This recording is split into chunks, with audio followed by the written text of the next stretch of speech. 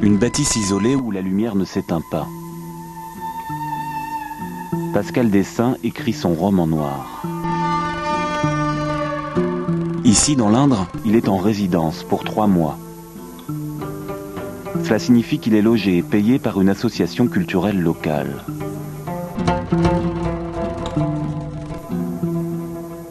Pascal est loin de sa famille, mais au moins, son roman avance.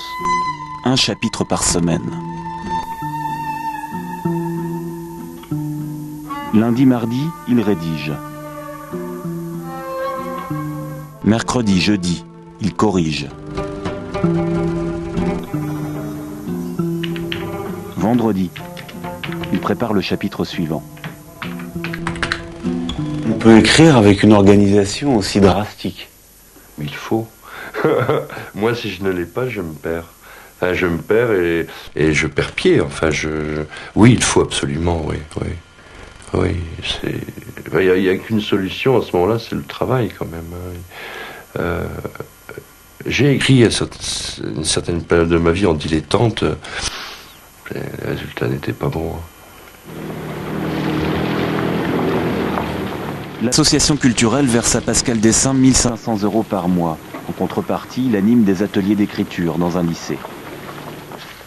Et puis, il est invité à parler de la région dans un prochain livre. Ce n'est pas obligatoire, mais ce ne serait pas malvenu. Un crapaud très rare. Bon, super joli, hein. Là, on voit bien le cœur. Hein. Mais c'est un animal venu d'ailleurs, ça. Plein de... Oh là là, voilà, regarde, alors ça c'est l'attitude typique de défense. Il se cambre et il met en évidence son ventre jaune. Celle du printemps. Pascal s'intéresse moins aux batraciens qu'aux êtres humains. S'il n'a pas de dictaphone, c'est pour prendre le temps d'observer ses rencontres. Attention, danger. Il s'expose, je l'ai prévenu d'entrée de jeu.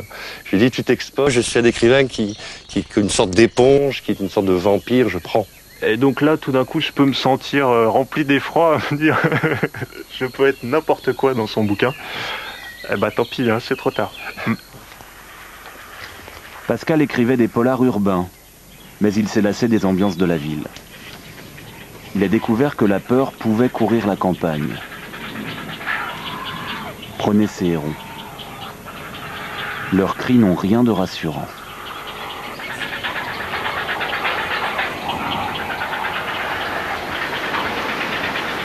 Depuis que le temps s'est gâté, des rafales d'images submergent l'auteur.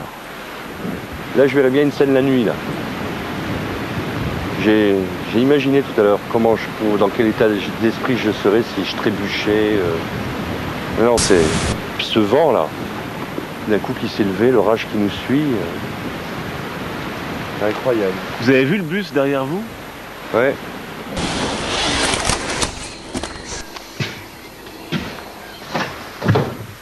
Un refuge de chasseurs, sans doute. On a dû s'en passer de belles ici. Bon, là, il y a de la matière. Hein. Bah là, il n'y a pas besoin d'inventer, hein, tout y est. Hein. Là, puis il y a le bruit de la pluie sur la tôle. Il y a des éléments comme ça concrets qui créent une ambiance. Voilà, là, on est dans l'ambiance, là.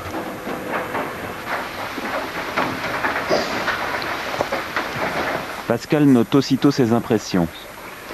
Dans ce décor déglingué, son petit monde ne sera pas mal à l'aise. Quels sont les personnages qui vous émeuvent et que vous avez envie de mettre dans vos romans? Des personnages qui ont une faille. J'ignore laquelle. Des gens qui n'ont pas été gâtés par la vie. Des gens qui ont pu subir certains dommages, certaines violences affectives, amoureuses. Des gens de tous les jours. Des gens dont on se demande pourquoi ils sont encore debout et ce qui les motive à continuer à exister. Pascal Dessains s'inspire des gens de tous les jours pour créer ses personnages. Il a la chance d'être conseillé par un flic. Cet homme ne souhaite pas être reconnu car il renseigne Pascal à titre privé. Un jour à Toulouse, le flic a abordé l'auteur. Il avait aimé ses livres et voulait en parler. Une amitié est née. Pascal l'appelle souvent pour le questionner. Grâce au flic, il sait ce qu'il faut savoir. Sur les autopsies, par exemple. Il y a toujours un officier de police au moment de l'autopsie. Il y a plusieurs officiers de police judiciaire. Ouais, on assiste le médecin légiste, quoi. C'est le médecin légiste qui fait le travail. Nous, on prend les photos. Et puis, si on a des questions particulières à lui poser, on lui pose ces questions. Pourquoi vous ne voulez pas aller voir une autopsie? Je suis un garçon sensible.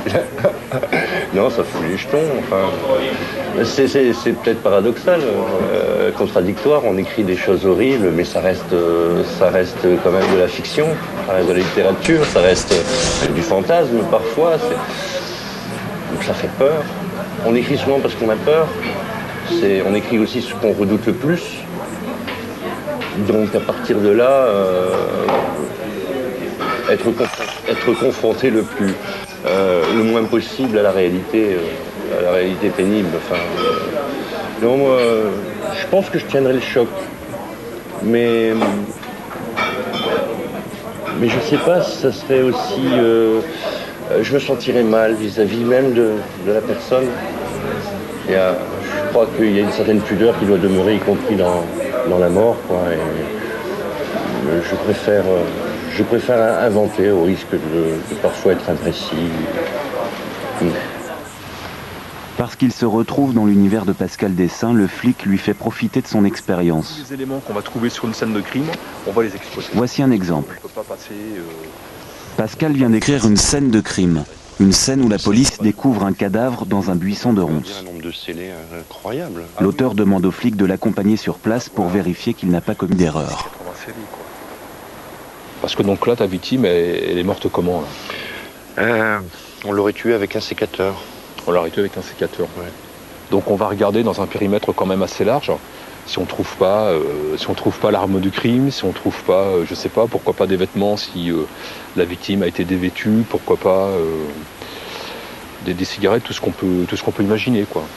Moi, à ton avis, mes flics utilisent le détecteur de métaux, c'est pas crédible ça. Si, ça peut être crédible. Pascal a aussi d'autres indices. Un médecin et un avocat. Ceux qui vivent de leur plume ne sont pas nombreux. Ils gagnent rarement plus du SMIC. Pascal Dessin a traversé de longues années de galère. Le succès n'est venu qu'à son 9e livre. 30 000 exemplaires vendus. Moi, j'ai commencé en tirage à 500 et aujourd'hui, je tourne entre 7 et 10 000 avec parfois une pointe au-delà. Mais malgré tout, il ne faut pas baisser la garde. Je ne peux pas m'arrêter de publier, par exemple. Une année sans un avaloir, c'est-à-dire l'avance que l'on fait sur les droits d'auteur, qu'un éditeur fait sur les droits d'auteur, si je ne l'ai pas, je me mets en danger tout de suite. Si le monde n'était pas aussi noir, ils écriraient peut-être des romans d'amour.